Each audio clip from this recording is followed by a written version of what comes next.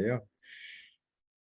예, 제가 선교사로 떠나기 전에 한 12년 전에 제가 이제 그 신학교를 거의 마치고 나서 잠깐 이제 선교사 파송 절차를 밟기 전까지 그 몇 달 동안 있을 때 그때 이제 제가 그 이천 그 선교본부에서 그 Y미션 교재를 좀 수정 증보해 달라고 그렇게 해가지고 제가 이제 그때 YFC 교재를 지금 건 다른 건데요. 지금은 이제 뭐 유명한 필진들이 다 이렇게 일과씩 다 과를 맡아서 했는데 그때는 이제 이렇게 요약본으로 돼 있어서 그걸 이제 이렇게 이제 수정하고 이제 새로 하면서 제가 이제 한국의 조선역 그 한국의 선교 역사를 이렇게 쓰게 됐어요. 예, 그래서 이제 그때 음,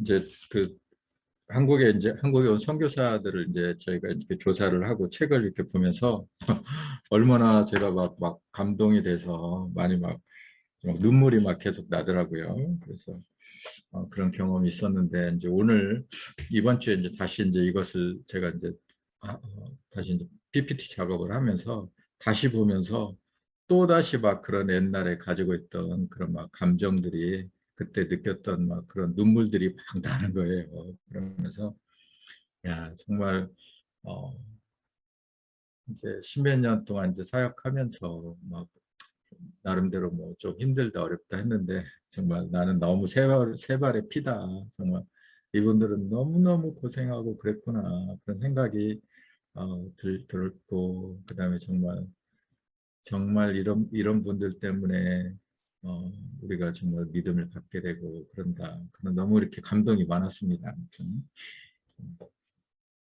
오늘 또 아마 이야기를 하는데 좀 시간이 좀 지체가 될지도 모르겠어요. 왜냐하면 제가 너무나 많은 좋은 분들이 많은데 그중에서 열 몇 분을 추려가지고 지금 이야기를 하는 거거든요. 그러니까 우리가 모르는 막 선교사들도 많고 또 이름 없이 막 그렇게 하신 분도 많은데 그냥 이렇게 알려진 분들 그것도 이제 최근에서 조금씩 이렇게 자료가 발굴되고 막 이래서 이제 이런 분들이 드러나게 되는 건데 어, 그래서 아무튼 뭐 막 고민이 많았습니다. 이 어떤 부를 넣고 어떤 부를 빼야 되는지 뭐 그런 것도 많고. 근데 그래서 좀 이야기를 좀 천천히 이렇게 좀 디테일한 부분들을 좀 많이 이야기를 제가 좀 드릴까 해요. 그래서 조금 시간이 오버되더라도 오늘 좀 양해를 해주시면 좋을 것 같습니다. 예, 그 당시에 이제 이분들이 올 때가 대부분 이제 우리나라가 이제 1800년대 말이에요. 1800년대 말, 1900년대 초. 그러면 이제 그 당시에 조선조 말인데 조선조 말의 정치는 완전히 정말 그 자기네들끼리 권력 다툼에 몰두했지 백성들은 완전히 내방쳐져 있고 그다음에 나라의 기강은 완전히 무너져 있었고 그때 그래서 청일전쟁, 러일전쟁, 그래서 외국 군대가 우리나라에 와서 막 전쟁을 하고 그런 상황이었죠. 그래서 그때 이제 기록을 보면은 막 천연두, 콜레라, 이질 이런 막 전염병들이 막 돌기 때문에 사람들이 막 거리에 시체들이 막 이렇게 질비했다고 그래요. 그리고 막 그것을 시체들을 태우는 연기들이 막 도처에서 있었다. 선교사들이 이렇게 지나가면서 그런 걸 너무 많이 목격을 했고 시체가 막 나뒹굴고 거 있었고 그 당시 인구의 20% 정도가 거지였다고 그럽니다. 그러니까 아무도 돌보지 않는 그런 아주 정말 그냥 최악의 그런 상황이었죠. 그런 상황 가운데서 이제 선교사들이 들어오기 시작한 거예요. 그러면 뭐 지금의 인도 막 우리가 힘들다 그러는데 인도보다 몇십 배 더 힘든 상황이었던 거죠. 그래서 이제 그때 하나님이 누구인지 모르던 이제 정말 미개의 사람들이었고 어둠과 가난과 인습 막 술과 그다음에 뭐 막 수명의 축첩제도라고 첩을 두고 있고 막 그렇게 또 그다음에 양반과 상놈의 그런 계급 사회 막 이런 그런 사회 속에서 그리고 이제 또 쇄국전 정책으로 해가지고 복음을 들고 온 자를 막 때리고 뭐 박해하고 죽이고 막 그런 상황 속에서 정말로 이 사람들은 정말 우리를 사랑했던 사람들이었더라고요. 그러니까 그 땅에 그래서 이제 복음을 들고 왔던 선교사들이 있었습니다. 이제, 그 사람들의 이야기를 이제 지금부터 시작하도록 하겠습니다. 이제 처음으로 이제 이건 개신교의 역사입니다. 왜냐하면 캐톨릭은 이보다 더 100년 전에 이미 이승훈이라든지 이런 사람들이 북경에 가서 세례를 받고 오고 그다음에 프랑스 신부들이 막 들어오고 그때 뭐 김대건이라든지 이런 이제 그 캐톨릭 신부 우리나라 처음으로 이제 신부가 생겨서 그 사람들이 순교하고 그런 역사들이 이미 100년 전에 있었어요. 캐톨릭에서는.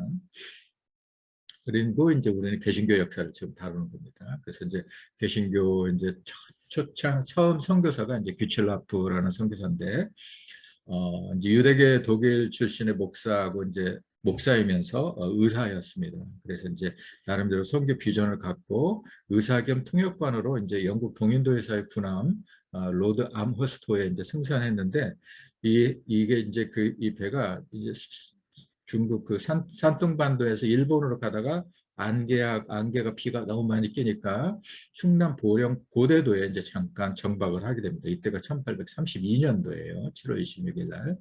그래서 이제 이분은 선교의 마인드가 있기 때문에 이제 한 달 동안 고대도 주민 만나가지고 감자 재배법도 알려주고 뭐 감기약도 처방해주고 이제 그 당시에 한문 전도지밖에 없으니까 북경에서 가져온 그런 성경과 이걸 나눠주고 한국 사람이 양이라는 사람을 설득해서 한문으로 된 주기도문 한글로 번역했다. 한 달 사이에 굉장한 열정적으로 사역을 한 거죠.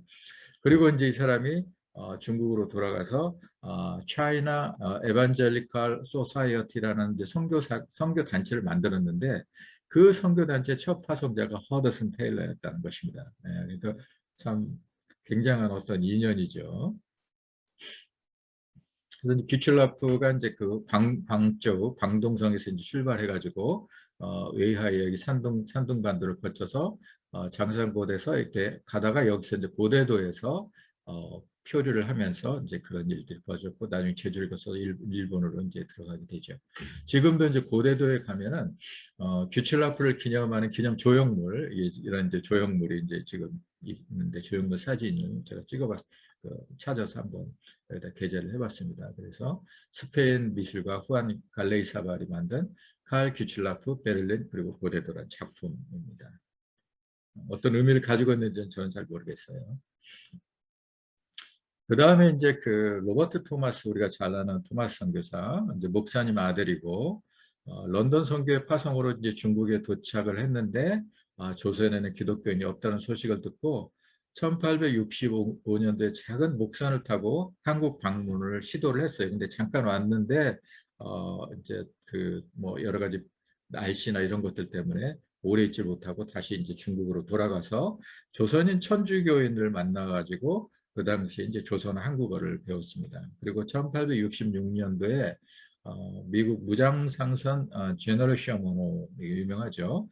이제 한국어 통역관 자격으로 승선을 했습니다. 이때가 이제 신미 양요가 일어날 때죠. 그래서 제너럴 셔먼을 이제 그 우리 이제 조선 군대가 마치 이제 그 셔먼호가 모래톱에 자취하니까 그것을 이제 가서 불태우게 되죠. 그래서 조선 군인들이 배를 불태우자 이제 거기는 선원들이 다 강물에 뛰어들어서 체포가 됩니다. 그래서 체포되면서 이제 최후에 이제 죽는 순간에 조선 군인 박충권이라는 사람한테 이 사람은 아주 막 굉장히 용감한 사람이고 그 아주 뭐 그 싸움을 아주 잘하는 아주 용사였다 그래요. 그래서 박충권에게 성경책을 이제 죽으면서 웃으면서 전달하고 죽임을 당한 게 그때가 26세입니다. 그래서 이제 박충권은 자기가 나중에 이제 기록하기를 자기가 죽이는데 빨간 그 배에 싼그 어떤 책을 주면서 너무 얼굴이 밝고 웃는데 자기가 그 사람을 죽이면서도 그걸 안 받아올 수가 없었다는 거죠. 그래서 그걸 받아왔어요. 그런데 훗날 박충권은 이제 성경을 보고 예수를 믿어서 널다리 골 교회란 이걸 이제 사무엘 모펫이 세운 교회인데 평양에 그 교회 장로가 됩니다. 근데 그 널다리 교회는 나중에 부흥을 하면서 이름을 이제 장대현 교회로 바꾸게 되죠. 그래서 나중에 평양 대부흥이 일어난 그 중심지 역할을 했던 장대현 교회가 됩니다.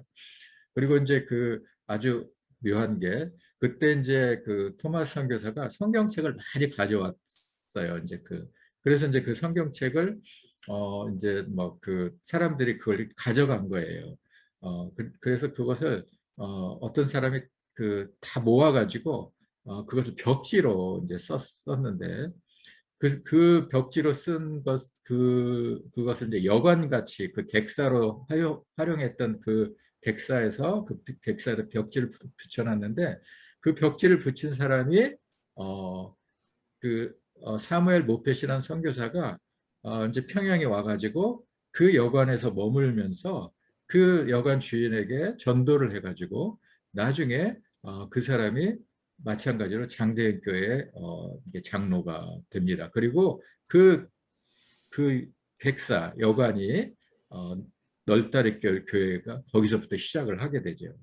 그러니까 토마스 선교사는 그냥 성경 한 권을 주고 죽었는데 그것을 받은 사람이 예수님을 믿었고 또 그 성경책으로 도배를 했던 그 집이 나중에 교회가 된 거예요. 그래서 정말 하나님께서 놀랍게 그 일들을 정말 하시고 그 순교의 피가 결코 헛되지 않았다는 것을 알 수가 있습니다. 그 다음에 이제 여기가 이제 토마스 참수 장면, 한국화로 그린 그림입니다. 그리고 이것은 토마스 선교사를 파송한 웨일즈에 있는 하누버 교회고요. 그 다음에 이제 로스와 맥킨타이어, 존 로스와 존 맥킨타이어였는데, 이분들도 이제 토마스 선교사의 씨앗인 거예요. 토마스 선교사가 씨앗이 돼서 오신 분들이죠. 스코틀랜드 출신인데, 윌리엄슨 선교사로부터 토마스 선교사가 순교 소식을 들었다고 생각하고 그 소식을 듣고 조선에 선교해야 되겠다고 헌신을 하게 됩니다. 그래서 토마스 선교사 후임으로 중국에 도착해서 그 당시에 이제 의주상인 이응찬을 만나서 이응찬의 도움으로 한국어 교재를 이제 만들게 되고 그 다음에 이제 누가복음을 이제 한문에서 한글로 이렇게 번역을 하게 되죠. 한글로. 그리고 최초의 신약 전서인 예수 성교 전서 여기다 오른쪽에 나온 그림에 나온 것 같이 이런 한국 사람들의 도움을 받아서 그것을 출간을 하게 됩니다. 그리고 또 구약 성경도 완역하고 1911년에 이제 전체 성경 전사 합본을 한글판 성경을 만들게 되죠. 그리고 이제 이응찬, 백홍준, 김진기, 이성하 이 사람은 맥킨타이어에게 이제 세례를 받고 우리나라 최초의 개신교육이 되고 1882년에 이제 서상윤이 세례를 받는데 이 사람은 나중에 우리나라 최초의 교회인 황해도 소래교회를 세우게 됩니다.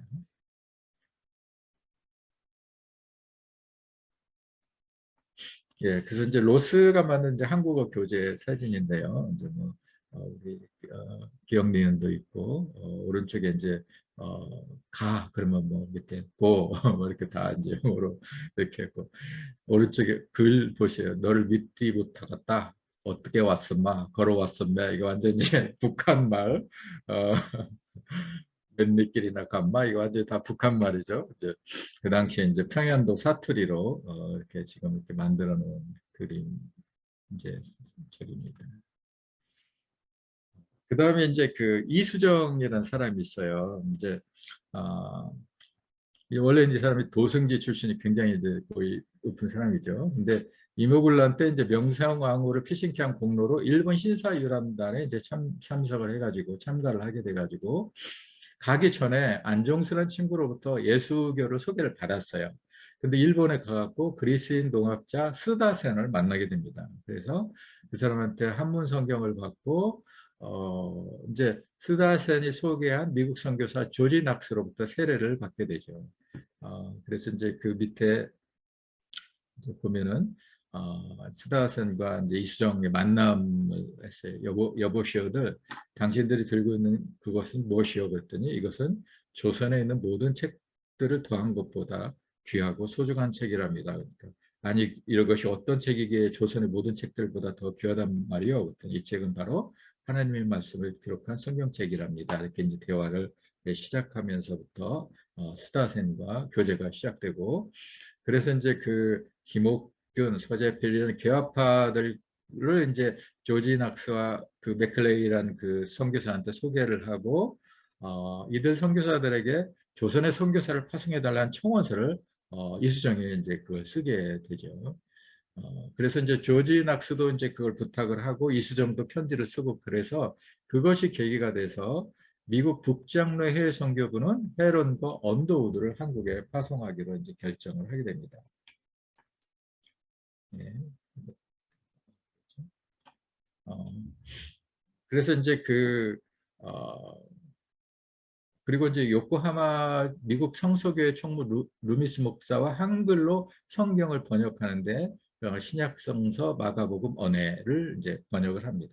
근데 이제 나중에 언더우드 아펜젤러가 일본에 들려서 이제 그 미국에 온 선교사들이 항상 일본에 먼저 들렸다가 오게 돼요. 이제 일본이 먼저 개항을 하고 그랬으니까. 그래서 언더우드 아펜젤러가 일본에 들러서 이 성경을 가지고 인천에 들어오고 이수정한테 2달 동안 한글을 배워가지고 들어오게 됩니다. 그러니까 그 언더우드 아펜젤러가 굉장히 우리 한국 선교사에서 중요한 사람인데 그 사람들이 다 이수정이라는 사람을 통해서 연결고리가 돼서 들어오게 되는 것이죠. 예, 이것은 이제 그 조지 낙스 선교사의 편지입니다. 그래서 이제 내년 4월에는 선교사가 조선 땅에 상륙해야 됩니다. 이 선교지를 열기 위해서 우리 교회가 세 사람만 택하여 보낼 뜻은 없습니까? 만약 우리 교회가 할 수 없다면 다른 교회사라도 찾아보십시오. 이런 편지를 보내고 되고요.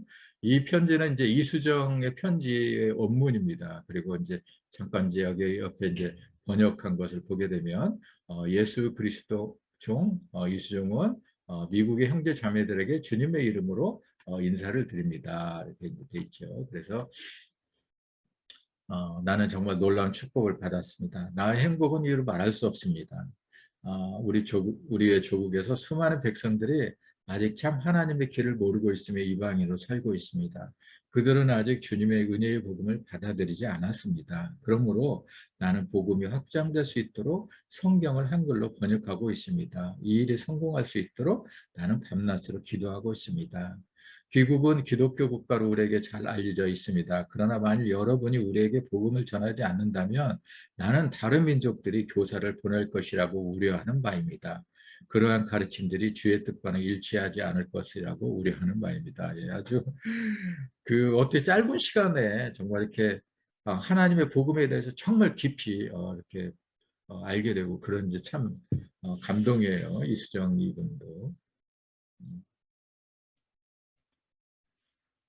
그 다음에 이제 그 우리나라 최초의 의료 선교사는 이제 알렌입니다. 우리 이제 한국 국사 교과서도 이제 알렌은 나오죠. 그래서 호레스 뉴턴 알렌이라는 사람인데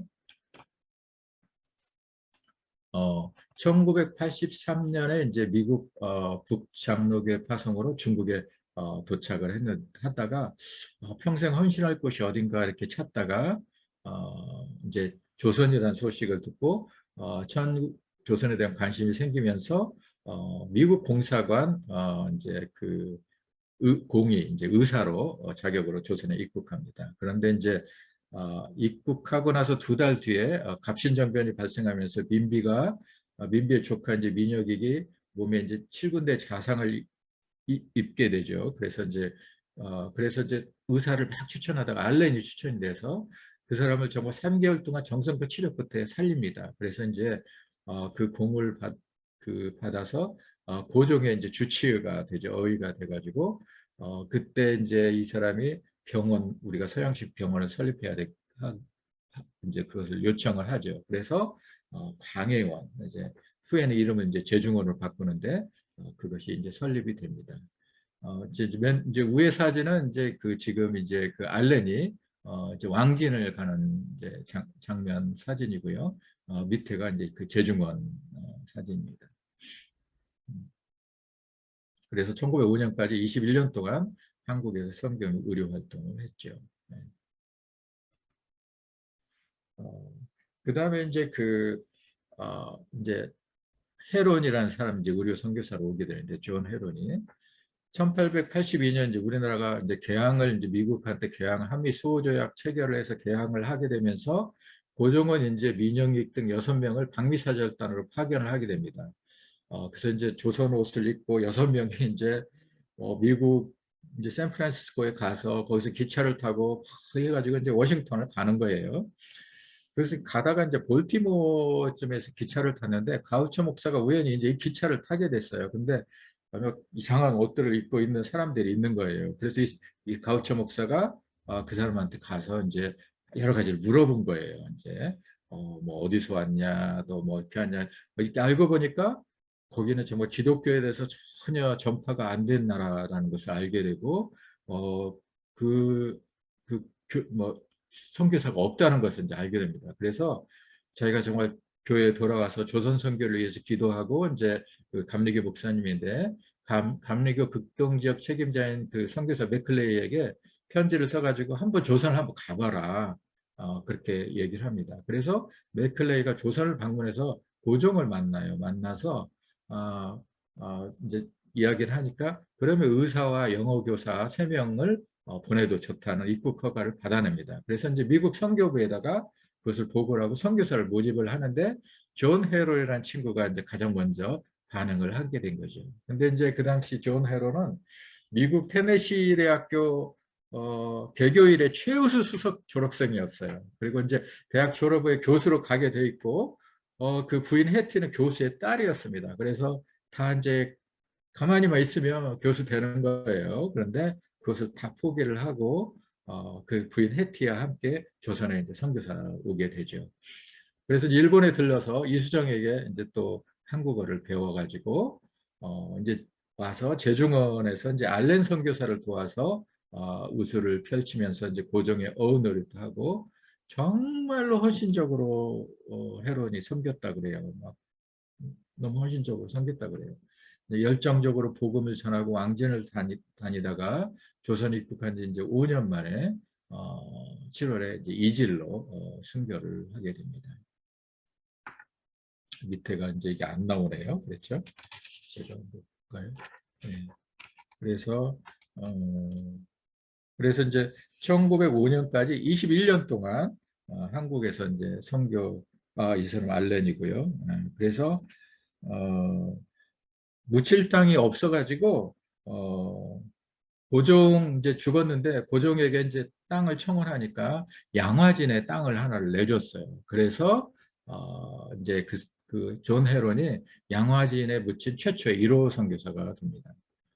여기 이제 존 헤론의 사진이 있고 이렇게 한복 입고 있는 헤론의 사진이 있고요. 이게 이제 양화진에 있는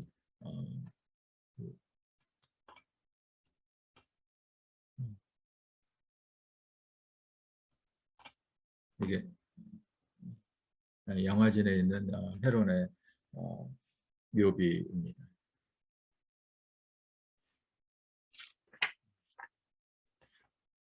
그 다음에 이제 그 언더우드 이제 아펜젤러가 들어오게 됩니다. 그래서 이제 미국 1883년도 미국 신학교 연맹 이제 그 부흥회가 있었는데 거기서 이제 알버트 목사가 조선에 갈 선교사가 필요하다 이렇게 이야기를 이제 하게 되죠. 그래서 언더우드는 이제 원래 일본행을 마음 먹고 일본어도 막 배우고 이제 준비를 다 했던 사람이에요. 인도행을 그래서 인도행을 가려고 인도어도 이제 배우고 그랬던 사람인데 이 이제 설교를 듣고 자기가 조선 선교사로 가야 되겠다고 결심을 합니다. 그래서 조선 선교사로 저를 보내주십시오. 그렇게 갖고 했는데 계속 선교부에서 거부를 당했어요. 왜냐하면 조선은 미국과의 그 수호 조약에 의해서 조선 정부가 이제 복음을 전하는 것을 반대하고 그러기 때문에 조선 정부의 심기를 건들거나 이렇게 정부에 반하는 것을 할 수 없다고 그렇게 갖고 거절을 하니까 3차례나 청원을 해가지고 결국 수락을 받아냅니다. 그래서 이제 1885년 4월 5일 부활절 아침인데 이제 인천에 도착을 하게 되죠. 그 당시 언더우드는 26세, 아펜젤러는 이제 막 결혼을 한 27살이었죠. 근데 이제 인천에서 그 당시 이제 미국 공사 폴크라는 사람이 당신은 목사이기 때문에 여기서 복음을 못 전합니다. 조선에서는 이 이야기를 하고 더더군다나 여자는 조선 입국이 안 됩니다. 막 이렇게 해가지고 언더우드는 그러면 선교 활동을 하지 말고 그냥 제중원에 가서 일만 하는 걸로 그렇게 하고 입국이 허가되고 아펜젤러는 일본으로 되돌아가게 되죠. 그래서 이제 언더우드는 이제 1866년에 이제 고아원 사역도 시작하고 1886년이네요. 제가 잘못 썼네요. 1866년입니다.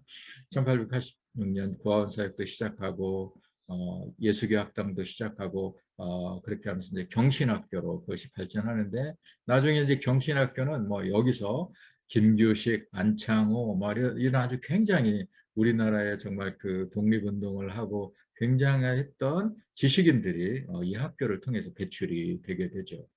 그리고 이제 그 다음에 이제 세문학교회가 시작이 되고 연희전문학교 설립해서 지금 이제 연세대가 세워지게 되고 그래서 이제 이 언더우드는 이제 미국 장로교의 사실상 이제 한국 디렉터 역할을 했어요. 그래서 이제 무슨 일이 있으면 그 미국 장로교에다가 선교사를 보내주십시오. 또 선교사가 오면 당신은 어디 가서 일을 해라, 어디 가서 일을 해라 이런 모든 디렉터 역할을 했기 때문에 사실상 그 언더우드의 어떤 그 영향력은 굉장히 그 역할은 중요했던 거예요. 우리나라 선교 역사에서.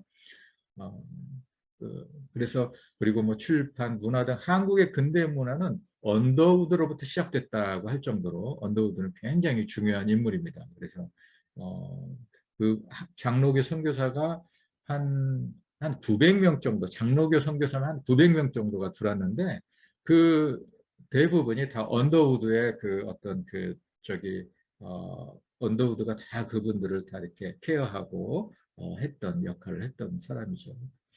그다음에 이제 아펜젤러는 이제 일본에 갔다가 다시 입국을 했죠. 1916년에 이제 미국에 건강학과로 미국에 건너가서 소천하셨고 아펜젤러는 이제 다시 입국해가지고 한국 감리교를 창설을 했습니다. 그래서 정동 제일교회 전신인 베델 예배당을 이제 그때 시작을 했고 한국 최초의 근대식 학교인 배제학당을 이제 설립을 했죠. 그래서 이제 근데 이제 1902년에 목포에서 열리는 성경 번역자대회 참석을 차 배를 타고 가다가 배가 일본 배하고 충돌을 해가지고 그때 한국 중학생인가 그 여학생을 구출하려다가 자기가 죽었어요. 그래서 거기서 순교를 하게 되죠. 그리고 이제 그 아들 이제 아펜젤러 2세 그 아들 헨리 다지는 이제 그 아버지 소식을 듣고 그 조선에서 건너와서 또 조선 선교사로 이렇게 일생을 헌신하게 됩니다. 그래서 나중에 이제 배제학당 그 학교장도 하고 오랫동안 그렇게 하게 되죠. 예, 그래서 이제 지금 언더우드 일가의 그 사진 그 양화진에 있는 뮤비입니다. 보시면 이제 어, 일세 다 이제 한국말로 이제 그 당시 한국에 선교사는 다 한국말을 가지고 있었죠. 그래서 1세, 2세, 3세, 지금은 이제 4세. 이분이 이제 원이란 이분이 얼마 전까지만 하더라도 지금 연세대학교 재단 이사에 있었어요. 그래서 저도 한번 그때 그 미국에 있는 어, 어, 웨스트 우드인가 아무튼 그에서 온 한국에서 활동했던 선교사들, 은퇴 선교사들이 모여 있는 지역이 있는데 그분들을 다 한 목사님이 한번 한 20분 정도 되는데 그분들을 다 초청을 해가지고 한국의 주요 이렇게 뭐 관광도 시켜드리고 그렇게 한 적이 있었는데 제가 이제 그때 그것을 코디를 맡아가지고 그 한국 이제 여기 한국에서 활동했던 선교사분 중에서 살아계신 분들 그분들을 모셔다가 한번 이렇게 한 적이 있었습니다. 그때 이제 원이란 선교사 이분도 한번 제가 이제 만난 적이 있었습니다. 지금은 돌아가셨네요 보니까. 그다음에 이제 아펜젤러. 헨리 게르하트 아펜젤러, 그 다음에 그 아들은 헨리 다지 아펜젤러 묘비가 나란히 지금 있죠. 예. 이 카톡 소리가 들리죠? 지금 제가 이거 꺼야 되는데.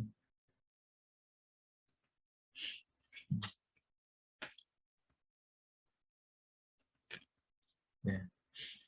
그 다음에 이제 그 의료 선교사들 존 헤론부터 세브란스까지 이제 존 헤론 선교사가 제중원에서 알렌을 도와서 열정적으로 사역하다 이제 5년 만에 순교를 하게 되죠. 그래서 이제 병원 사역이 이제 어려워지자 언더우드가 미국에 가가지고 의료 선교사를 이제 어, 모집을 하게 됩니다. 그때 이제 에비슨 선교사가 자원을 하죠. 이분은 이제 캐나다 토론토 의대 교수였어요. 에비슨 선교사는. 세 명의 자녀가 있었고 넷째를 임신 중이었었는데 그때 조선에 건너왔죠. 1893년이니까 뭐 아주 그냥 한국은 정말 그럴 때였습니다. 그래서 조선에 건너와서 부산에서 넷째 아이를 출산을 하고 제중원에서 사역을 하게 됩니다. 그러다가 이제 사무엘 무어 선교사 요청으로 백정의 집을 방문해서 치료를 하고 그 아들 봉추리를 의학 공부를 시켜서 우리나라 최초의 서양 의사 7명 중에 하나가 됐는데 그 사람 이름이 박서양입니다. 그리고 이제 사역 도중에 병원 확장이 이제 필요하다고 판단이 돼서 미국에 가서 이제 병원 설립을 요청을 하게 되죠. 그때 이제 실업가 세브란스라는 사람이 25,000달러, 이제 현재 시세로 뭐 7억 원인데 아마 7억 원이 넘을 것 같아요. 한 10억 원 정도 되는 것 같은데 25,000달러의 거금을 기부를 하면서 그래서 이제 1904년대 남대문과 과수원을 사서 병원을 시작을 한 것이 지금의 이제 세브란스 병원이 되었죠. 그때 이제 그 히든 스토리를 들어보면 이제 25,000달러를 세브란스가 기증을 하니까 그때 이제 그 장로교 선교부에서 이 기금을 어떻게 사용할 것인가 굉장히 갑론을박이 있었다는 거예요. 그래서 이제 많은 어떤 일부 이제 목사 선교사님들은 뭐 그 병치료나 이런 것들은 조선 정부가 해야 될 일이니까 우리는 그냥 교회를 세우고 이런 걸 해야 되니까 이 돈을 교회에다 사용을 하자, 교회를 세우는데 사용을 하자 이렇게 막 이야기를 했었는데 우리 언더우드가 아니다, 이것은 병원을 쓰는데 써야 된다 이렇게 이야기를 하고 그러니까 그러면 한번 그 세브란스한테 다시 한번 물어보자 그래도 되는지 막 이렇게까지 얘기를 해가지고 세브란스한테 다시 물어봤어요. 세브란스에게 이 돈을 교회를 뭐 교회 사역에도 써도 되냐 그랬더니 세브란스가 아니다고 이것은 병원을 짓는 데 쓰라고 그렇게 해서 최종적으로 병원을 짓는 데 써서 오늘날의 현대 세브란스 병원이 생기게 되죠. 나중에 이제 연세연이 전문하고 그걸 통합을 하면서 예. 그래서 예. 이제 세브란스 사진과 에비슨 선교사 사진입니다.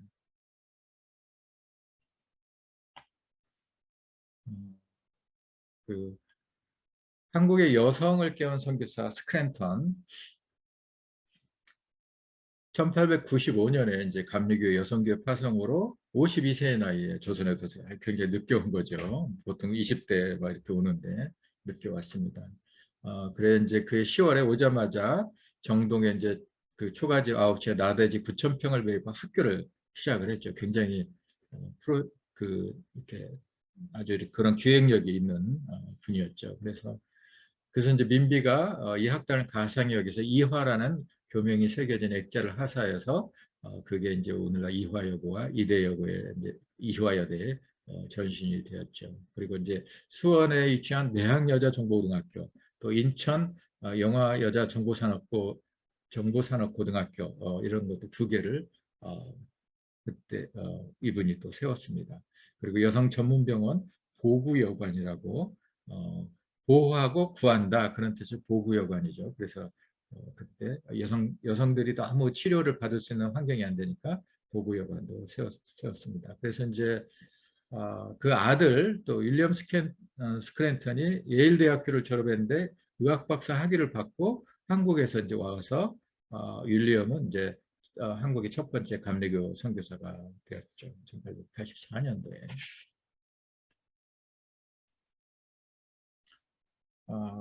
그 다음에 이제 로제타 홀, 제임스 홀, 그 부부와 그 아들 셔우드 홀 이야기입니다. 이건 되게 막 너무 감동적이에요, 이분들은. 원래 이제 재중원 선교사들이 이제 보니까 조선은 남녀 칠세 부동석이라는 유교적 관념에 따라서 여성 치료를 하는데 한계가 있는 거예요, 남자들이. 그래서 여성 의료 선교사가 정말 필요하다. 그래서 여성 의료 선교사를 이제 본국에 요청을 하니까 로제타 선교사가 이제 그걸 지원했습니다. 근데 로제타 선교사는 이제 자기가 정말 회 여성 선교 이제 멤버인데, 그래서 이제 여기는 독신으로만 이제 하게 돼 있어요. 이제 결혼하지 않고.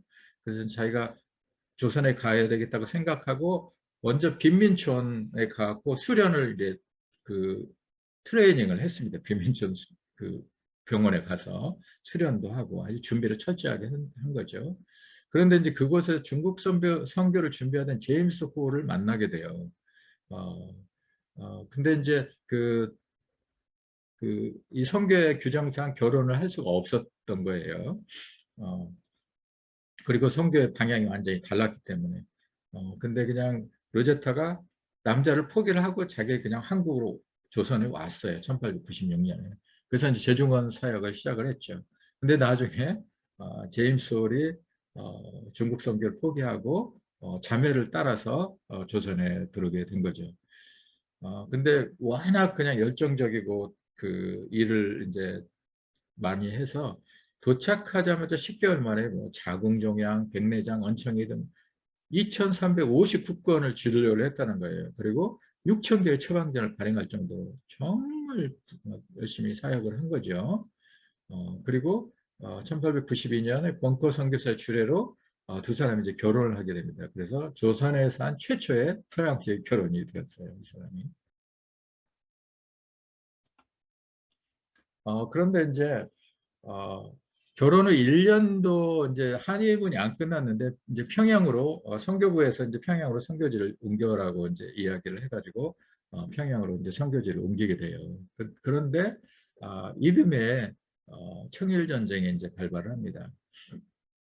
그러니까 이제 일본과 한국 청나라가 우리나라에서 전쟁을 벌이면 우리나라 백성들은 아무런 보호가 안 되는 거예요. 그냥 뭐 백성이 있고 막 대포 쏘고 막 그러는 거죠. 막 거기서 무슨 우리나라 백성들을 누가 보호해 주겠어요. 외국 군대가 와서 서로 싸우는데.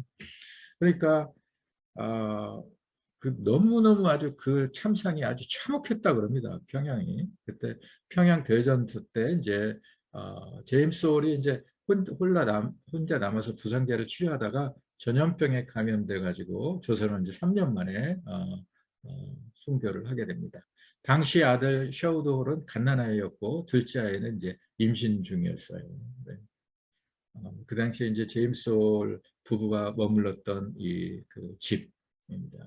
예, 제임스 홀 사진이고요. 평양에 있는 집이고, 제임스 홀 선교사와 평양의 아이들 이렇게 모아놓고 같이 사진 찍은 게 있죠. 이렇게 좀 거의 이제 거지 같은 사람들이죠, 다. 그래서 이제 제임스 홀이 죽어서 양화진에 이제 두 번째로 묻히게 됩니다. 근데 이제 1893년에 이제 평양 여행을 하는데 이제 노벨 선교사라고 있어요. 이제 많이 거론되는 분인데 노벨 선교사하고 이제 대화 중에 만약에 하나님께서 한 사람을 희생시켜서 이 도시의 문을 여실 생각이라면 나는 그 희생자가 되기를 피하지 않겠네라고 하고 평양에 가게 됐던 거죠. 그리고 이제 그분이 죽기 전에 내가 평양에 갔던 것을 원망하지 마세요. 나는 예수님의 뜻을 따른 것이요. 하나님의 은혜를 받았소라고 하면서 운명해줬다고 합니다.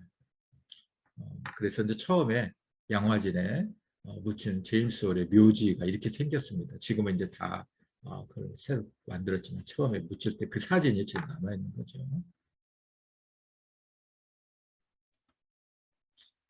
어, 그리고 이제 그 남편이 이제 소천하니까 이제 잠시 미국으로 좀 마음을 추스르기 위해서 미국으로 돌아갔어요. 로제타는. 그래서 이제 미국에서 둘째 딸 에디스를 미국에서 출산을 하게 됩니다.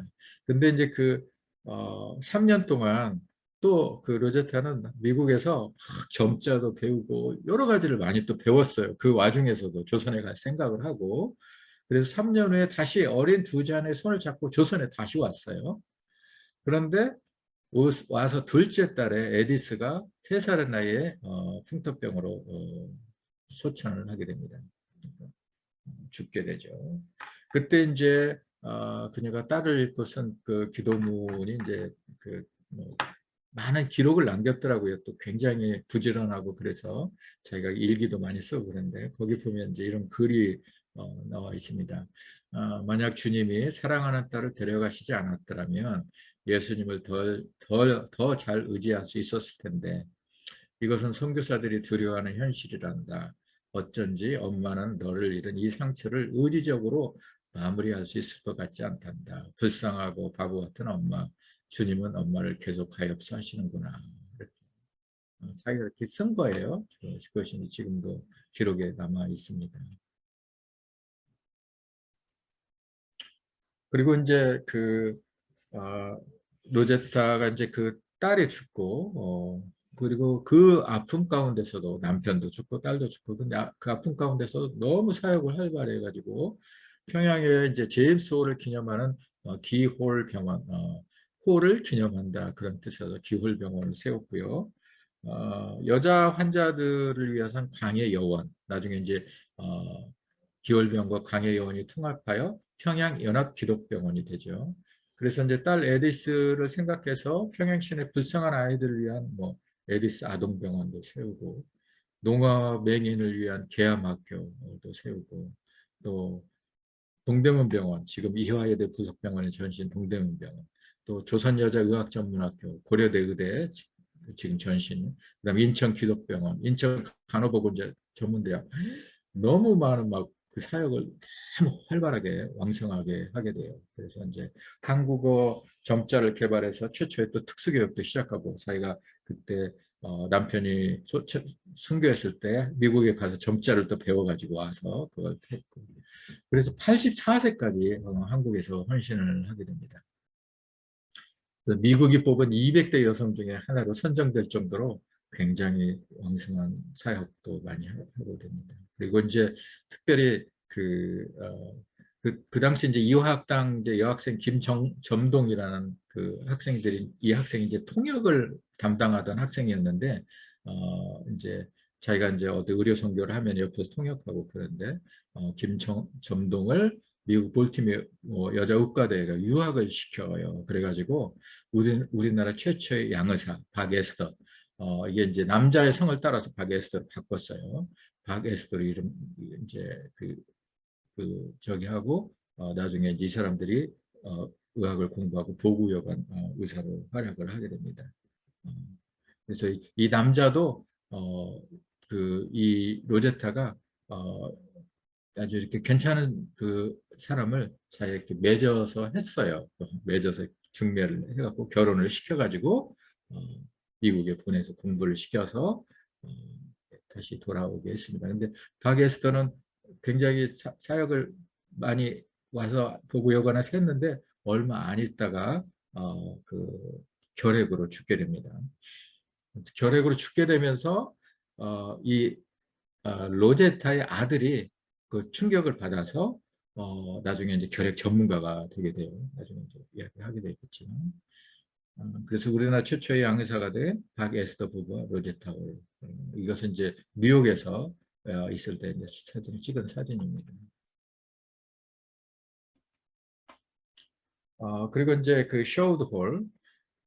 조선에서 이제 태어나서 조선에서 자랐죠. 그냥 엄마 아빠가 조선에서 결혼식을 했으니까. 그래서 조선에서 자라도 쇼우드 홀은 이제 어, 캐나다로 건너가서 이제 토론토 의대를 졸업하고 의사가 돼서 이제 어, 결핵을 하게 된 이유가 자기가 정말 김점동 그 박에스더하고 굉장히 그 이모같이 너무 가까이 지냈던 거예요. 이제 통역도 하고 이제 한국 사정을 잘 아니까 계속 이제 그 박에스더가 로제타를 옆에서 도피하면서 그러니까 어린 이제 샤우드는 굉장히 이제 그 이모같이 엄마같이 같이 지냈던 거예요. 근데 갑자기 그 결핵에 의해서 죽게 되니까 자기가 결핵을 공부해야 되겠다. 그래가지고 의사가 돼서 이제 결핵을 집중적으로 연구하고 대학을 졸업하고 조선에 귀국해서 국민의 그 당시에 4분의 1이 결핵에 감염됐다는 걸 알고 이제 해주에서 병원 사역을 시작을 합니다.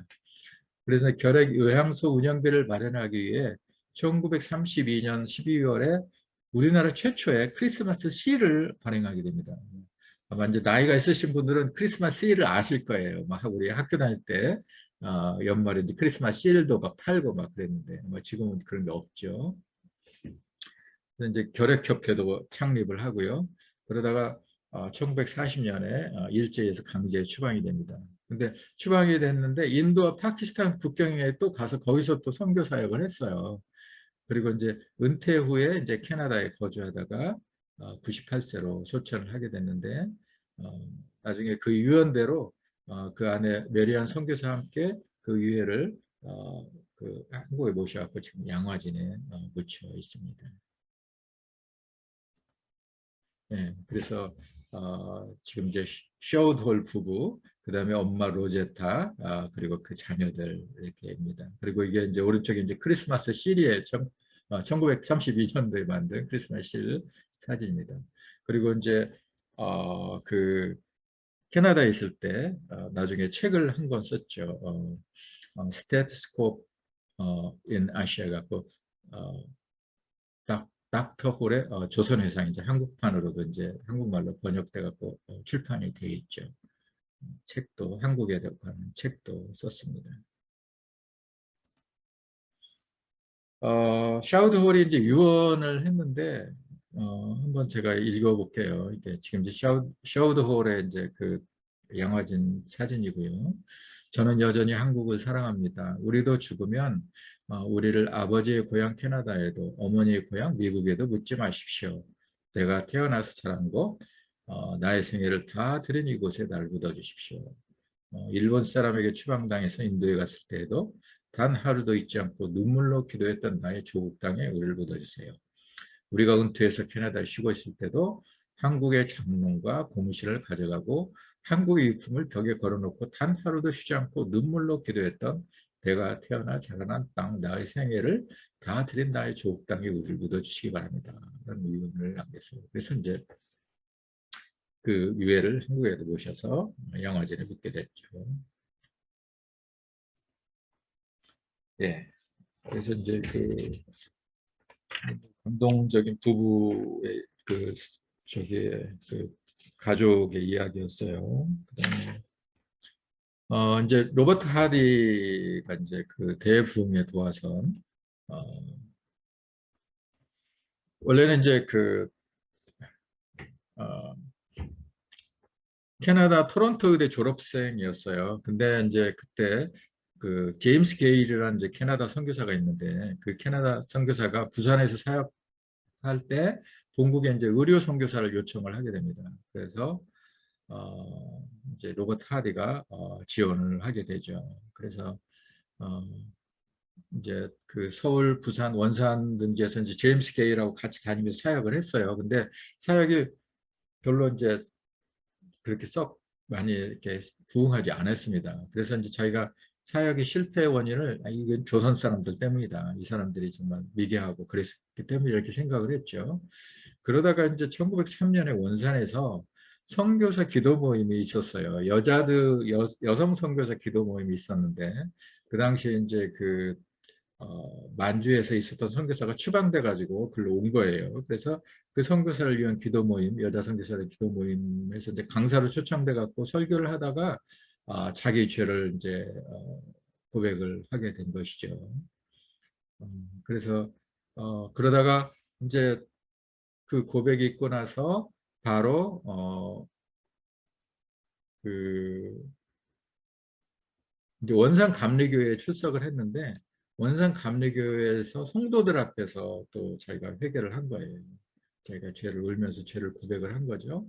그랬더니 막 성도들도 우리가 그동안 선교사에 대해서 미운 마음이 있었다고 또 자기네들도 회개를 하고 그리고 나서부터 이제 원산 근방에서 고백운동, 회계운동이 막 시작이 된 거예요. 그래서 막 개성에 가서도 하게 되고, 그래서 그 뒤로 그가 가는 곳마다 동일한 어떤 회계운동이 막 벌어지기 시작을 하게 됩니다. 그래서 이제 선교사들도 같이 회개하기 시작하고, 이제 조선 사람들도 막 회개하기 시작하고 그렇게 하죠. 그러다가 1906년에 장대인 교회 그때 그 담임 목사 였던 그레엄 리 한국어로 이기란 목사가 하디 선교사를 초청을 해요. 그래서 이제 그 강사로. 근데 거기서 길선주 장로가 크게 은혜를 받습니다.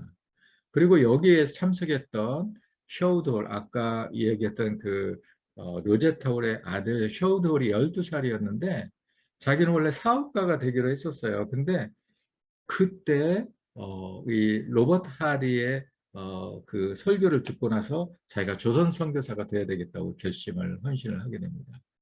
어, 그리고 1907년 1월에 장대현교 집회가 있었는데 여기서 길선주 장로가 회개를 하게 돼요. 그러니까 이제 길선주 장로가 그때 이제 내 친구가 죽으면서 어떤 재산을 잘 관리해 달라고 자기 미망인도 있고 그러니까 미망인에서 잘 관리해 달라고 하는데 내가 그 돈을 실제로는 가로채 갖고 내가 썼습니다. 라고 회개를 하게 됩니다. 그래서 그냥 많은 회개 운동이 그때부터 벌어지게 되죠. 그래서 이제 오른쪽 사진 밑에 보면은 이제 그때 어 이제 회개한 내용이에요. 그래서 이제 원산 감리교회에서 자기가 회개할 때 오춘님 용서해 주십시오. 그동안 조선 사람들을 내가 미개한 민족이라고 생각했습니다. 그들은 진정으로 당신을 만날 수 없을 것이라고 생각했습니다. 오춘님 나의 자만심을 회개합니다. 이렇게 회개를 하고 그리고 나중에 이제 그가 자기 그 고백록에다 쓴 책에 쓴 내용이 뭐냐면 성령이 내게 오셨을 때 성령께서 제게 첫 번째로 요구했던 것은 나의 선교사 생활 대부분을 함께했던 선교사들 앞에서 나의 실패와 그 실패의 원인을 시인하게 하는 것이었습니다. 이것은 매우 고통스럽고 수치스러운 경험이었습니다. 라고 이렇게 고백을 하고 있습니다. 그리고 나서 이제 이제 사무엘 모페 평양 대부흥의 중심 인물인데 이분은 이제 북장로의 선교사 파송으로 26세 때 조선에 옵니다. 그래서 북한과 만주 지형을 한번 쫙 돌아봐요. 돌아보고 나서 내가 평양으로 사역지를 결정해야 되겠다 이렇게 결정을 합니다. 그리고 나서 평양 최초의 교회 널다리 교회를 설립을 하는데 나중에 부흥해서 장대현 교회로 이름이 바뀌게 되죠.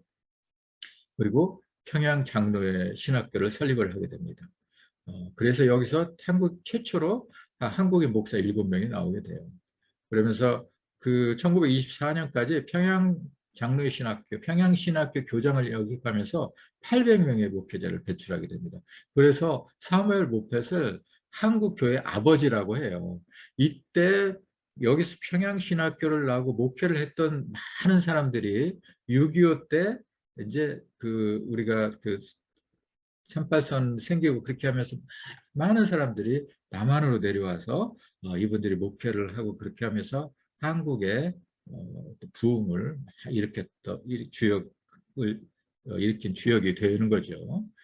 그래서 40년 동안 평양을 중심으로 사역을 하는데 아무튼 그의 목회자, 그가 키운 사람들 뭐 이런 사람들 통해서 교회가 한 1000개가 개척이 되고 300개의 학교가 세워지게 됩니다. 어, 그리고 이제 아내 앨리스 모페는 의료 선교사예요. 닥터였어요. 그래가지고 평양 맹인학교 이런 데 가서 신앙 지도도 하고 여성 성서 연구반도 만들고 지도를 합니다. 그리고 그 아들 하워드 모펫이 대구 동상병원 또 계명대 의대에서 의료 선교사로 활동을 해요. 이분은 이제 해방 후에부터 시작을 했기 때문에 북한을 가지 못했어요. 북한을 가고 싶었는데 그래서 이제 대구에서 이제 사역을 했죠. 그리고 이제 1936년에 사무엘 모펫은 추방돼서 한 2, 3년 동안 있다가 캘리포니아에서 산타바바라에서 돌아가시게 되죠. 근데 그 말년에 아무도 이렇게 챙기는 분이 없어가지고 거기 친구가 제공해준 그냥 이런 창고 같은 데서 3년을 지내시다가 돌아가셨다고 합니다. 그러면서 이제 어, 아주 그- 그- 그냥 온 것을 다 했기 때문에 아무것도 없었던 거죠. 그래서 이제 그 사진이 이제 평양 대부흥의 중심에 있던 장대육교 3인, 여기가 이제 사무엘 모페, 여기가 이제 길선주, 여기가 이제 그레암 리, 이기람 선교사인데, 이 사무엘 모페는 굉장히 설교나 성경 공부에 탁월했고, 그레암 리는 너무 찬양을 잘했다 그래요. 그래가지고 막 이분이 찬양을 하면은 그냥 전부 막 정말 찬양을 하고 싶을 정도로 찬양을 잘 인도를 잘 하셨다고 합니다. 그리고 우리 이제 그 길선주 목사는 너무 막 새벽 기도도 인도하고, 그렇게 해서 이분들이 그 어떤 평양 대부흥 그것을 사실상 인도를 한 거죠. 그리고 이제 1907년에 장대학교에서 선교학교 미션 스쿨, Y 미션 뭐 이런 걸 했는데, 이 졸업식에 이렇게 사람들이 많이 왔다고 그래요. 그 사진입니다. 엄청난 부흥이죠. 그래서 이제 평양 대부흥 운동은 로버트 하리의 회개 운동으로부터 시작을 했어요. 그래서 그 사람이 가는 곳마다 저는 죄를 고백하고 힘을 얻었습니다. 그래서 여러분도 죄를 고백하고 진정한 신자가 되기를 바랍니다. 참된 신앙이 되길 바랍니다. 이렇게 자기의 경험담을 이야기하면서 이렇게 이야기를 하면서 죄의 회개 운동이 막 시작이 된 거죠. 평양 대부흥이 일어나기 약 1년 전에 평양에는 약 3만 명의 세례교인이 있었다고 합니다. 그런데 사실상 모두 제대로 신자가 아니었던 거예요. 나중에 그 대부흥과 회개운동이 일어나고 보니까 그때는 신자가 아니었던 거죠. 나중에 알게 된 거죠. 전국적인 회개운동과 부흥운동이 됐는데, 대부흥운동에 서로서로 막 죄를 회개를 하니까 경찰서에서 순경들이 이제 누가 그 무슨 뭘 했다더라 소식을 듣고 막 경찰이 잡으러 왔다는 거예요. 그 교회로. 너 그거 했지 막 그거 고백을 하니까. 근데 순경도 거기서 예수를 믿고 막 그렇게 되는 역사가 있었다고 합니다. 그래서 막 그 사경회가 있으면 사경회를 참석하기 위해서 200km를 걸어온 사람들이 있었대요. 그리고 자기가 사경회 기간 동안 자신이 먹을 쌀을 막 짊어지고 와서 사경회에 참석하고, 그 열정과 막 그 열기. 그래서 그 당시에 평양 대붕이 일어났을 때 평양에서 야, 너 기독교 신자냐? 아니다. 그거 간첩이었다는 거예요. 너무너무나 많은 사람들이 그렇게 다 예수님을 믿고 막 그렇게 변화가 있었기 때문에. 그리고 그 당시에 기독교인이 된다는 것은 정말 도덕적으로 높은 사람이, 죄를 모두 다 회개하고 정말 정결하고 거룩한 사람이었다는 거죠. 그리고 이제 1907년에 그 7명의 졸업생들을 모아놓고 그 사무엘 목대 선교사가, 자, 이 중에서 선교사로 가십시오라고 얘기를 하게 돼요. 그리고 하라고. 근데 하루 뒤에 이기풍 목사가 자기가 제주도 선교사로 가겠다고 그렇게 자원합니다. 근데 이기풍이라는 사람은 어떤 사람이냐면 완전 깡패여가지고 사무엘 모펫을 돌로 쳐갖고 턱에 그냥 상처를 입힌 사람이었는데, 이 사람이 내가 이제 그 사무엘 모펫에 전도받고 예수님 믿고 신학교 가고 자기가 선교사로 가겠다 그래가지고 제주도로 선교사로 가게 되죠. 그리고 이제 그 2년 뒤부터 이제 100만인 구령 운동이 막 시작이 되면서 그 어떤 평양 대붕 운동의 그 열기가 막 전국적으로 확산이 됩니다. 그래서 이 시기를 저는 한국교회는 3배 이상이 증가를 했는데, 그 당시에 이제 그 장로교가 뽑아놓은 그 장로교 선교부가 뽑아놓은 통계를 보면은 기독교인 수가 총 약 18만 명이었습니다. 그 당시에 이제.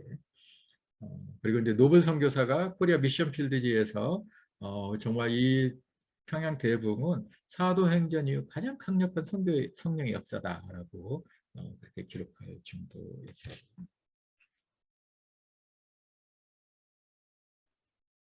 그래서 평양 대부흥이 있기까지 로버트 하리의 회개가 있었고, 선교사들의 회개가 있었고, 그다음에 원산 감리교회 교인들의 회개가 있었고, 원산 인근의 고백운동 회개가 있었고, 개성에서 또 회개운동이 생기고, 평양에서 회개운동이 생기고, 평양 대부흥이 일어나고, 이런 이제 절차적인 단계가 있었던 것이죠. 그래서 한 4, 5년에 걸쳐서 하나님께서 그 부흥의 불길들을 이렇게 일으키시고, 여기서부터 시작한 조그만 로버트 하디가 시작한 조그만 불꽃이 나중에 큰 불이 되었죠. 성령의 불이 되었습니다. 지금 이제 이것은 사무엘 목회 선교사가 쓰는 장대현 교회하고 부흥운동 당시 교인들 전체 사진이에요. 이렇게 교인이 많죠. 근데 지금은 장대현 교회 자리에 김일성 부자동산이 들어가 있어요. 이렇게. 그래서 이게 이제 하나의 영적인 지금 상황을 딱 말해주는 거죠. 이 자리가 정말 부흥의 한국교회의 어떤 부흥의 출발점이었는데 그 자리에 딱 정말 어둠의 권세가 딱 누르고 있는 거라는 거죠.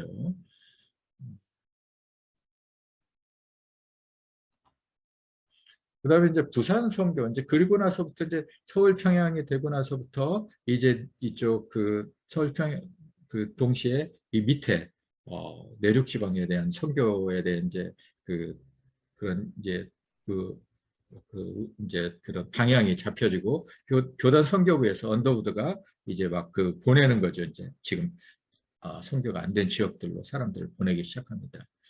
그래서 이제 조셉 헨리 데이비드라는 사람은 원래 호주 사람인데 장로교 목사인데 누이 메리 데이비스 자기 여동생하고 인도에서 이제 사역하던 이제 건강이 악화돼 단기 선교 갔다가 귀국을 했어요. 근데 조선에 선교사가 필요하다는 말 듣고 1889년에 조선에 도착합니다. 그래서 조선에 이제 출발하기 전에 찍은 사진이에요, 둘이. 그래서 이제 언더우드 집에서 한국어 공부를 합니다. 그러니까 언더우드라는 인물이 굉장히 중요한 거예요. 모든 선교의 하나의 거기가 통로가 되고 있는 거예요. 그래서 언더우드 집에서 한국어 공부하고 부산에 있는 제임스 게일 캐나다 제임스 게일 선교사에게 사역차 이동하다가 인도하면서 그냥 가지 않겠다. 내가 도보로 이동을 하면서 말을 타고 갈 수도 있는데 도보로 이동하면서 전도하면서 이제 가겠다고 그래가지고 전도하면서 사람들한테 쪽복음서를 나눠주고 그렇게 가다가 가는 도중에 천연두와 폐렴으로 순교를 하게 됩니다. 근데 그것도 공교롭게도 이날도 부활절 아침이었어요. 그래서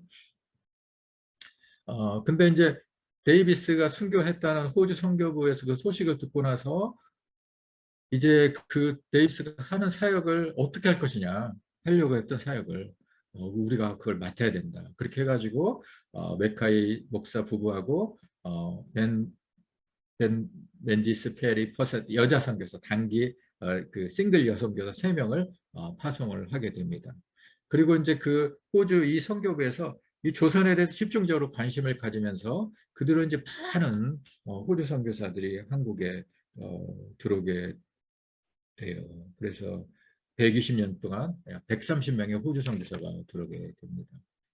그래서 조셉 헨리 데이비스는 정말 와서 일찍 죽었지만 일찍 순교했지만 그 순교의 시가 그 많은 사람들을 또 불러일으키게 되는 역할을 하게 되는 거죠. 그 다음에 이제 대구 선교의 개척자 윌리엄 베어드와 대구 선교 3인방이 있습니다. 이제 윌리엄 베어드는 부산에서 초량교회 세워서 부산 선교를 하다가 선교부에서 조선의 경남 내륙을 더 개척해라. 그래서 경남 전도 여행을 다니고 그다음에 이제 대구도 와서 대구에 선교 본부를 세우게 되죠. 그래서 이제 또 나중에 또 평양으로 옮겨서 평양 숭실대 평양 외국인학교를 세웁니다.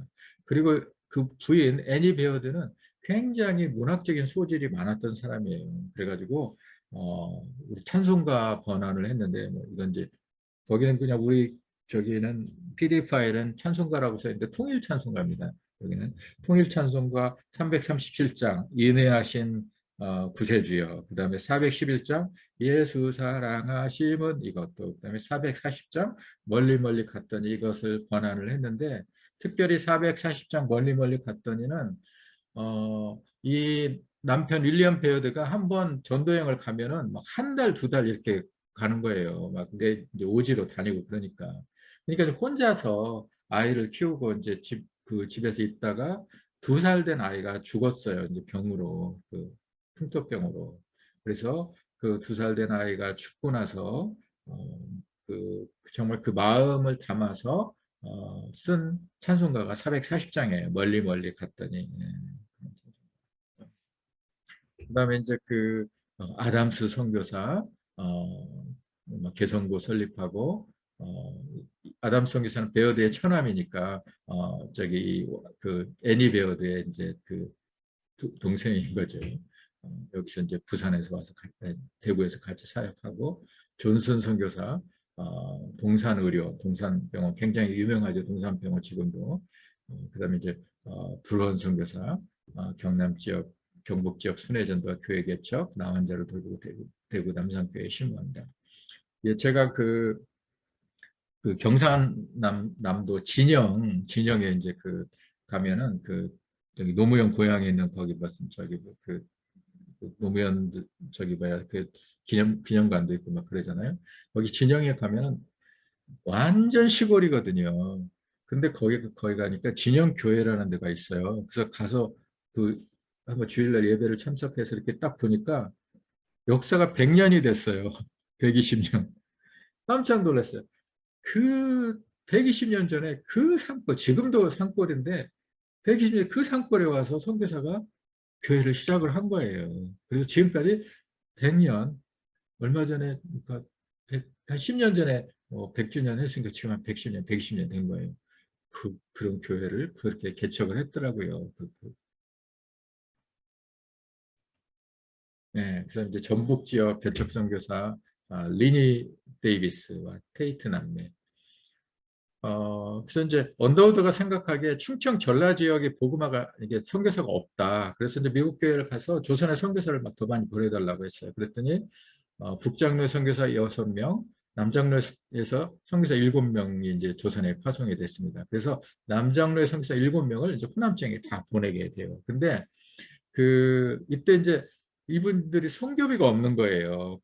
이제 가야 되는데. 근데 마침 이때 그 언더우드의 형이 그 타자기 회사를 하고 있었어요. 근데 그 당시까지만 해도 타자기가 블라인드 타자기라고 이렇게 치면 글자가 안 보였던 타자기인데 그, 그 언더우드 형이 타자기를 새로 만들었어요. 언더우드 타자기라고. 그래서 이제 그 글자가 보이는 거예요. 근데 그거 타자기를 만들어갖고 돈을 굉장히 비즈니스가 잘 돼서 그 형이 1만 5천 달러, 그러니까 뭐 지금 돈으로 하면 뭐 3, 4억 되는 돈을 어, 후원을 해줘서 남장로의 선교사 7명이 호남 지역에 파송하게 됩니다. 이제 리니 데이비스 선교사는 이제 싱글 선교사인데 홀어머니를 놔두고 조선에 왔다가 온 지 9일 만에 어머님이 돌아가시게 돼요. 그리고 이제 1986년에 이제 군산에 가 사역을 하면서 해리슨 선교사와 결혼해서 병든 아이와 부녀자에게 복음 전도하다가 41세 나이로 순교하게 됩니다. 열병으로. 그 다음에 이제 그 루이스 테이트하고 마티 테이트라는 이제 남매가 왔어요. 그래서 전주를 중심으로 익산, 정읍, 부안, 남원 등에서 굉장히 활발하게 선교를 하고 33년 동안 사역을 했죠. 근데 그 마티 테이트는 이제 주일학교, 성경학교를 세우고 평생 독신으로 지내다가 44년 동안 한국에서 사역을 했습니다. 그리고 막 동학난이 막 있을 때 그 동학 교도들이 쳐들어와 가지고 외국인들 막 다 죽이고 정말 그 우리 동학이 그랬잖아요. 서학이 들어오면서 우리나라가 이렇게 됐다. 그러니까 우리가 동학을 지켜야 된다 하면서 동학혁명을 한 거잖아요. 그래서 그 사람들의 그 전주 특별히 전라도는 완전히 동학 분들이 막 점령한 지역인데 그런 곳에서 굴복하지 않고 정말 정말 선교하시다가 77세의 나이에 소천하고 이제 전주에 이제 지금 그 미션스쿨 신흥중고등학교가 이분들에서 세워지게 된 거죠.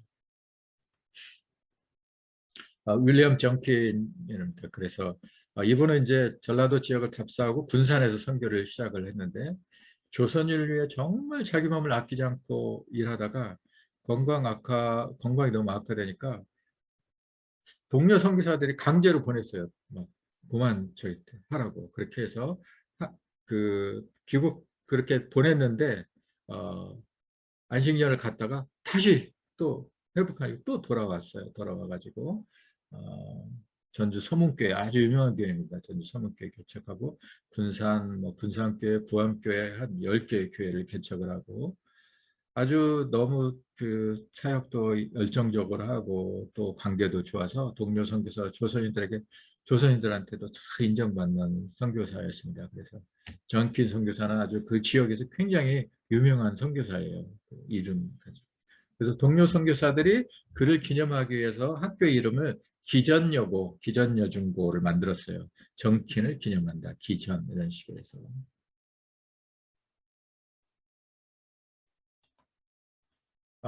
그다음에 이제 전남 선교회 헌신한 유진벨, 유진벨은 우리가 많이 들어봤죠. 그래서 남장로의 선교사로 파송되어 목포와 광주에서 주로 하다가 어, 그 복음을 이제 주로 광주 전남 쪽에 전파하고 목포의 정명학교, 영흥학교, 숭일학교, 스피아여학교, 그다음에 광주 최초의 재중병원, 광주 기독병원 을 이렇게 그 세웠지 많은 것을 하고 그리고 이제 그 안에 베로티는 함께 사역하다가 일찍 돌아가셨죠. 33살에. 그다음에 이제 윌리엄 린튼은 유진벨 선교사의 딸인 샬롯 벨과 결혼했어요. 그래서 유진벨의 사위죠. 그래서 이제 그 사위가 그 이제 이 사역을 이어가게 됩니다. 그래서 전주 기전여고, 전주 신흥고, 미국 남장로의 선교사들이 세운 학교 교장으로 활동하고 또 지금은 한남대학교 전신 대전대학 설립하고 그리고 이제 린트 목사 부부는 40년 동안 군산 등재소와 여러 학교를 설립하여 전라도 선교사에게 힘썼다. 네. 그다음에 이제 윌리엄 린튼의 둘째 아들 군산에서 태어나서 한국으로 다시 돌아와서 검정고무신한 별명을 얻고 전라남도 섬지방과 벽지를 돌아다니면서 200곳이 넘는 교회를 개척을 하고 그다음에 이제 1960년에 결핵진료소와 요양을 세웁니다. 부인은 이제 남편의 죽음을 겪으면서도 35년간 결핵 환자를 위해 헌신하다가 1994년에 은퇴했고 지금 이제 스테판 린튼이 이제 살아있는데 휴 린튼의 둘째 아들인데 1995년에 한국 선교사역 100주년 기념식을 했어요. 그때 이제 유진벨 재단을 만들고 어린 시절에 이제 전라남도 순천을 보냈기 때문에 말도 한국말도 되게 잘합니다. 그래서 근데 이제 평양을 한번 방문하고 나서 평양을 도와야 되겠다. 그래서 지금 이제 평양에 계속 관계를 하면서 평양 왔다 갔다 하면서 평양 복귀를 하고 있어요. 여러 가지 의료 사업을 하고 있습니다. 그다음에 이제 전남적 의료개척 선교사 클레멘트 오웬이라는 사람이 있는데 선교사가 있는데 어, 전남 최초의 서양 의료소인 목표 진로소를 설립을 했어요. 그리고 광주, 해남, 완도, 보성막 그 밑에 지역 순회전도 광주에서 송정리교회, 해남 선두교회, 광주 양립교회 개척하고 순천에 70개 예배처소를 개척해서 그 당시 1,500명의 교회를 두고 있었습니다. 그래서 순회 선교를 하면 한 달 이상 집을 비우기 일쑤니까 그 딸들이 우리 아빠는 뭘 하길래 이렇게 맨날 집을 비우냐고 막 그렇게 할 정도였다고 그럽니다. 하루에 어쩔 때는 200명에게 세례를 주고 430명의 학습교원을 세웠다는 기록도 가지고 있을 정도입니다. 그러다가 1909년 4월에 전도 여행 도중 폐렴으로 순교하게 되죠.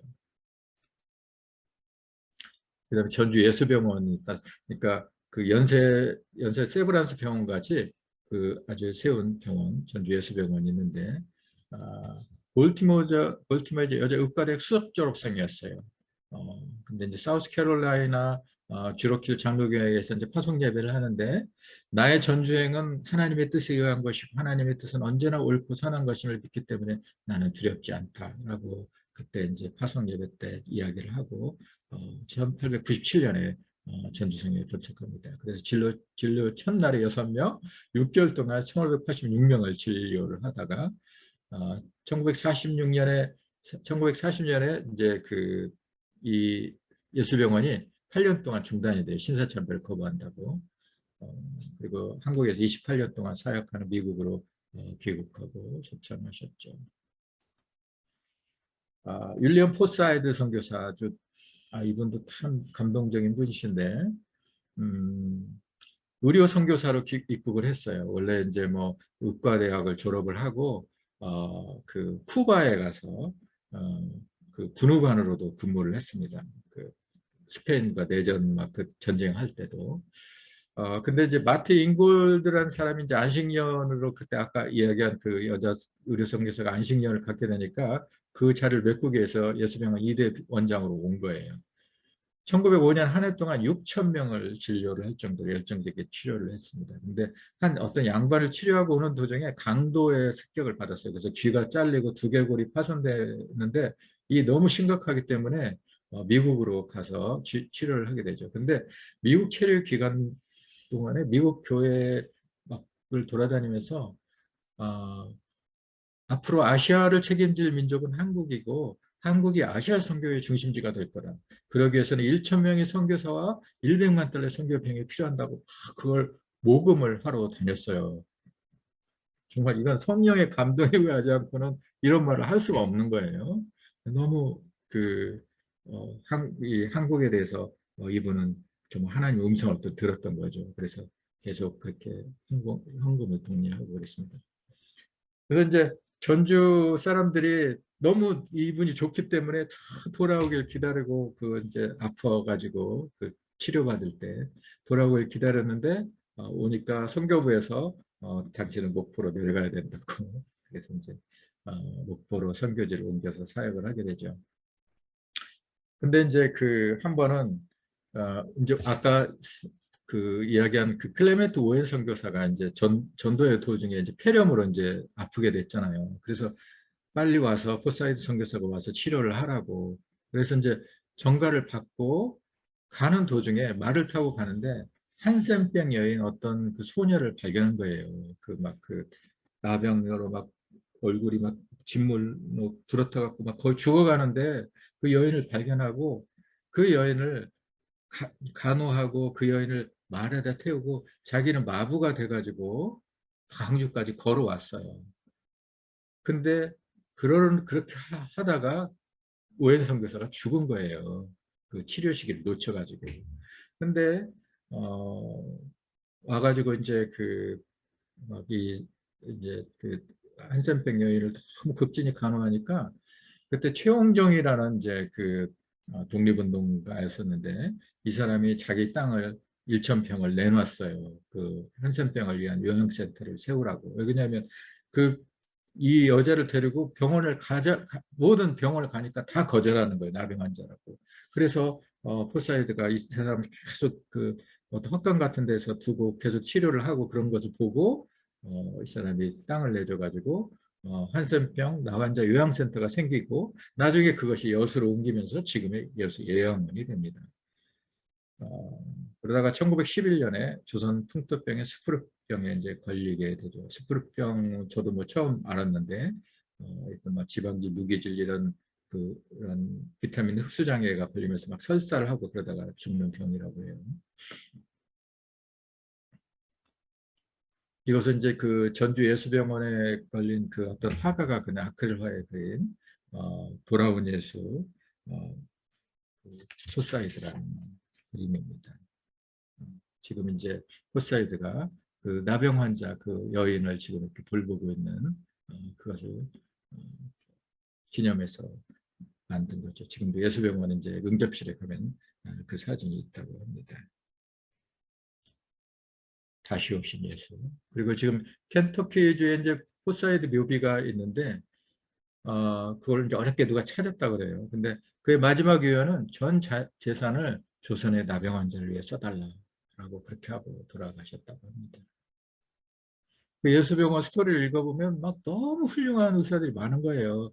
그러니까 미국에서 너무 잘 나갈 수 있는 그 의사들이 다 여기 와가지고 너무 그렇게 그 잘 섬기고 그렇기 때문에 그 한국인 그 의과대학 학생들이 너무 감동을 받은 거예요. 그리고 그 의술을 할 때 그 태도라든지 그다음에 그 정성이라든지 그런 것들을 의과대학 학생들이 보고 너무너무 감동받게 되죠.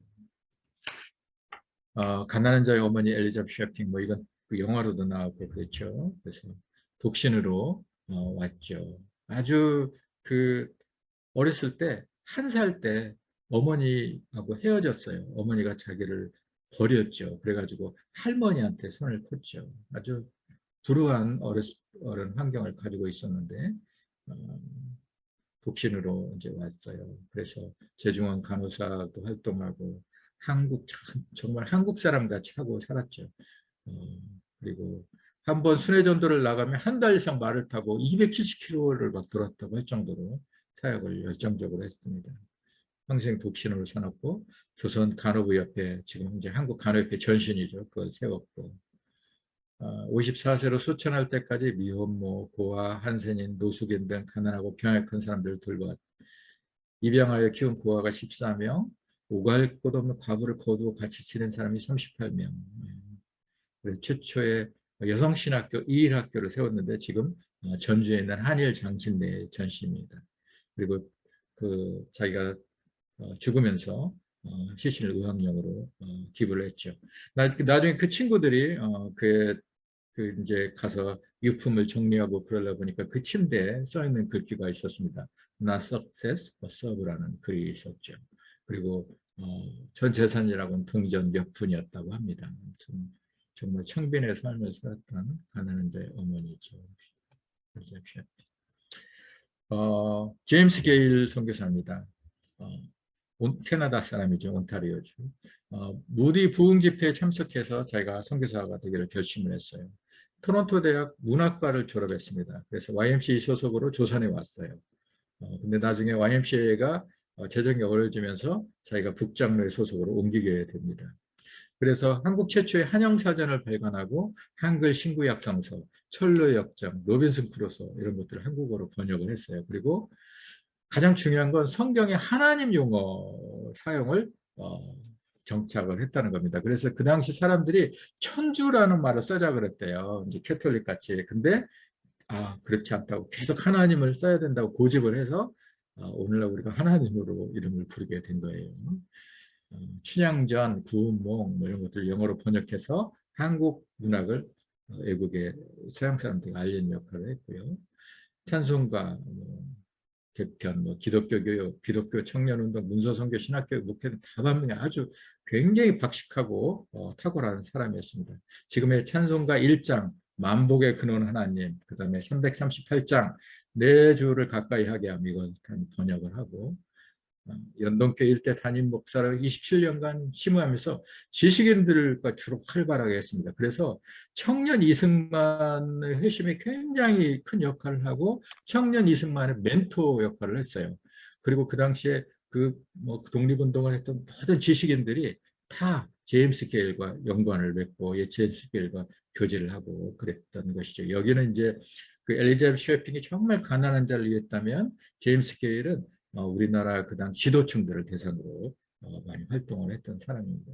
그래서 월남 이상재 선생이 게일은 길의 방향을 잃고 이런 사람들을 바른 대로 돌아오게 하고 어둠 속에 있는 자에게 빛을 얻게 하였다라고 평가하고 게일 박사는 상상 이상 박식가요 문학가입니다. 지금까지 조선에 온 선교사들 중에서 가장 탁월한 사람일 것입니다라고 이야기를 하고 윈치오 선생은 이야기를 하고 있죠. 예, 그래서 제가 선교사들 소개는 끝내고요. 초기 한국 선교의 성공 요인은 뭐냐면 우리 손으로 성경을 번역하고 보급했다. 그러니까 로스와 함께 성경을 번역한 이응찬, 서상용, 백풍준 이 사람들이 돕고 또 대중들이 사용하는 한글로 성경을 번역하기 때문에 성경을 그 당시에 매선이라 그래가지고 성경을 막 이렇게 나눠주는 사람 그런 사람들이 있었어요. 근데 그 사람들이 열정적으로 전도를 했기 때문에 초기 한국교회가 성공했다. 그 다음에 그 당시에 한국이 갖고 있던 조선이 갖고 있던 전 근대적인 구습, 술 많이 먹고 담배 피고 아편하고 제사 지내고 우상 숭배하고 지방 관리들의 부패, 축첩, 첩을 두는 거 이런 것들에 대해서 그런 것들을 개혁하고 그것이 아니다고 이야기하고 반대하고 그렇게 새로운 개혁을 일으켰기 때문에 성공했다. 그 다음에 이제 선교 정책인데 네비우스 정책이라고 그래서요. 자전, 자립, 자치. 스스로 전도하고 스스로 교회를 세우고 스스로 교회를 다스리는 그런 네비우스 정책을 폈는데 그것 때문에 그렇다. 또 선교 지역의 분할 협정.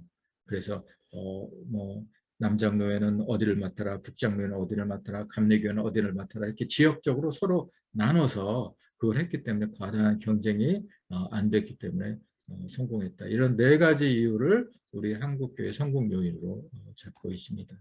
이제 네비우스 선교 정책이 뭐냐면 이게 참고로 알아두시면 좋은데 존 리빙스턴 네비우스 선교사가 원래 중국에 40년 동안 사역한 사람인데 그 당시 이제 세문안교회를 개척한 언더우드가 사경의 강사로 이 사람을 불렀어요.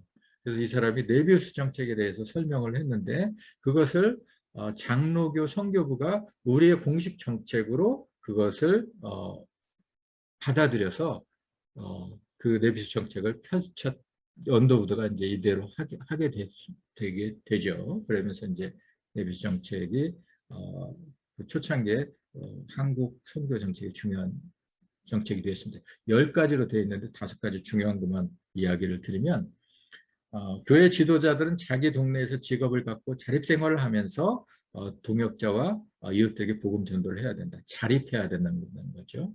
그다음에 선교사는 토착교회에 필요하고 또한 운영해 나갈 수 있는 사역과 기관들을 개발해 주어야 한다. 네. 그러니까 스스로 자립할 수 있도록 하는 거죠. 토착교회가 스스로 목회자를 세우고 생활비를 부담해야 된다니까 선교사의 도움을 받지 말고 다 스스로 알아서 하라는 거죠. 그 다음에 예배당은 토착교회 교인들의 헌금과 노력으로 마련하되 토착 양식으로 지어야 한다. 네. 매년 토착교회 지도자들에게 집중 과정으로 성경과 교를 갖춰야 된다. 그러니까 그 교회의 토착화예요. 그래서 스스로 할 수 있도록 계속. 그래서 한국의 초창기 교회의 특징은 뭐 선교사들한테 물론 도움을 받는 측면도 있지만 선교사의 도움은 한 뭐 10% 정도 되고 나머지는 다 교인들이 스스로 돈을 내고 헌금을 하고 쌀을 가서 퍼서 내고 쌀을 아낀 쌀을 내고 이렇게 해서 교회가 세워졌죠. 그래서 강한 선교사가 강한 교회가 된 것입니다. 예. 너무 길었네요. 너무 길었는데 예, 그래서 아무튼 뭐 그 제가 이제 할 이야기는 다 했고요. 이제 정말 이렇게 너무 감동적인 이야기들이 너무 많고요. 이건 그냥 일부분입니다. 그래서 정말 또 이분들 외에 우리가 모르는 선교사님들이 얼마나 정말 그곳에서 정말 오지에서 피와 땀을 흘리고 그러나 지금 알려지지 않고 알려지는 건 중요한 건 아니죠. 왜냐하면 하나님께서 아마 그 수고를 다 알고 계시고 그것들을 다 보상해 주시라고 믿습니다.